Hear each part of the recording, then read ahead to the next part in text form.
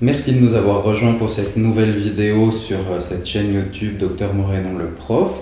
N'oubliez pas de me suivre sur les réseaux pour vous tenir au courant des nouveautés. Vous avez Instagram, vous avez Facebook et puis le podcast. Donc aujourd'hui, je reçois Lynn Berthollet qui a eu la gentillesse de venir me rencontrer. Donc bonjour Lynn. Bonjour Olivier. Alors, je vous ai connu par le biais d'une interview que vous avez donnée à la RTS il y a 3 mois et où le thème de la transidentité sur lequel vous avez été interrogé m'a beaucoup parlé, puisque au travers de mes expériences de soins ou bien des cours avec les étudiants, j'ai pu remarquer qu'il y avait une certaine méconnaissance générale de différents mots, différents termes, et puis aussi une certaine considération des personnes trans qui, pour moi, me faisaient violence à l'oreille. Alors, je vous ai contacté, vous avez accepté de venir, donc merci beaucoup. Avec grand plaisir. Alors, en quelques mots, du coup, est-ce que vous pourriez nous expliquer en fait qui vous êtes et puis je sais que vous êtes dans une association à Genève, donc nous expliquer quel est le but de cette association. Mais volontiers. Donc je m'appelle Lynn Berthollet, je suis une femme trans, c'est-à-dire que je suis née garçon et que j'ai fait la transition vers le genre que je ressentais profondément au fond de moi, qui était le genre féminin. J'ai fait la transition relativement tardivement, puisque je l'ai faite à 55 ans, mais en même temps, j'ai souffert de cette différence entre ce que je ressentais être, ou la personne que je ressentais être, et ce que mon sexe assigné à la naissance m'a obligé à tenir comme rôle social dans la société en tant qu'homme. Finalement, quand j'ai fait ma transition, je me suis heurté à beaucoup de difficultés à Genève et en Suisse en général, mais à Genève encore. Ainsi, par exemple, moi, j'étais pas sûr que je voulais me faire opérer et je comprenais pas pourquoi je devais absolument être opéré pour pouvoir changer mes papiers d'identité. Et mon employeur m'avait dit, vous viendrez dans votre genre ressenti le jour où vous aurez un passeport conforme à votre genre ressenti. Donc c'était pour moi une obligation quasiment de pouvoir changer mes papiers. Et c'était possible à Zurich, pas à Genève, alors que c'est du code civil suisse qui devrait être appliqué partout la même chose. Et en fait, j'ai dû monter un combat juridique pour faire changer la jurisprudence genevoise. Et là, je me suis retrouvée vraiment toute seule pour réaliser ce dossier et le déposer au tribunal.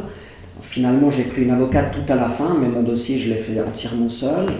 Et puis après, j'ai eu évidemment des questionnements médicaux et je me suis rendu compte que la seule réponse qu'on me donnait, c'est « Ah, mais tu gagnes ta vie, alors va te faire opérer en Thaïlande ». Et puis moi, j'étais assez étonné parce que j'avais encore cette naïveté de croire que le système médical suisse, qui nous coûte assez cher chaque mois, était excellent.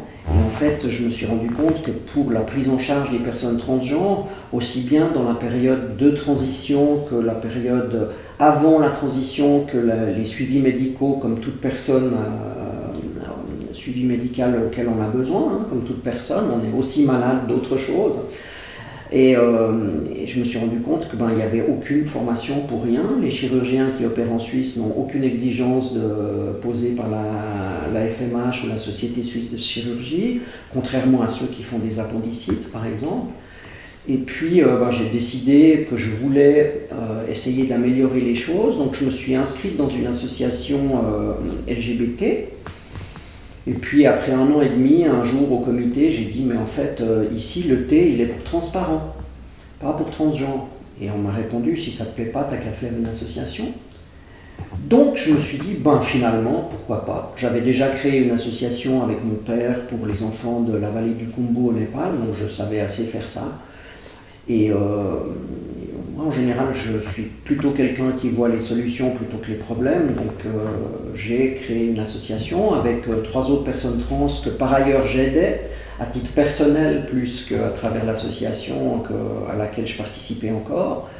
Et puis une avocate qui était une de mes collègues. On a créé l'association Épicène. Donc épicène, ça veut dire, il y a beaucoup de gens qui ne savent pas ce que ça veut dire épicène. Épicène, ça veut dire ni masculin ni féminin, ou bien et masculin et féminin. Dominique est un prénom épicène, par exemple. L'écriture et la prononciation est similaire qu'on s'adresse à une personne genrée fille ou genrée garçon. Et puis voilà, donc on a démarré à 4, et puis il y a 3 ans, maintenant on est environ 150. Et je crois qu'on a obtenu une certaine reconnaissance grâce à nos compétences. L'association lutte pour une amélioration de la prise en charge médicale à tous les niveaux, aussi bien au niveau de la chirurgie. Actuellement, on lutte plutôt pour que les chirurgies soient remboursées à l'étranger, mais en même temps, on lutte pour que se crée en Suisse un centre de chirurgie qui aurait la capacité de répondre aux standards qui sont posés par l'Association mondiale des professionnels de la santé trans, qui s'appelle WPATH, l'acronyme anglophone. Et puis on lutte aussi beaucoup, en tout cas on appuie, on aide, parfois on plaide aussi, puisqu'on a un service juridique qui compte 2 avocates, une avocate stagiaire et une juriste. Et parmi ces 4 personnes, il y a 2 personnes qui font un doctorat, dont une fait un doctorat sur le droit des personnes trans comparé Suisse et Europe. Donc on a vraiment des compétences dans ce domaine, et donc on aide des gens. On a créé un fonds de soutien juridique, on cherche de l'argent pour pouvoir aider ces personnes à payer les avocats qui évidemment font un geste aussi en termes de rémunération, mais sont des jeunes avocates et par conséquent ont besoin aussi de gagner leur vie. Voilà, on a des groupes de parole, on a un groupe de parents qui soutient, on a un groupe de parents mais qui ne se réunit pas comme nos personnes trans qui se réunissent entre elles pour discuter. C'est un groupe de parents qui est à disposition pour parler, on va dire one-to-one, parent à parent, parce qu'on se rend compte que chez les parents, le partage de soucis familiaux, etc. est assez difficile, et puis il y a il y a des cultures différentes, il y a des niveaux sociaux différents, et donc il y a très vite des a priori différents qu'il n'y a pas dans une relation one-to-one.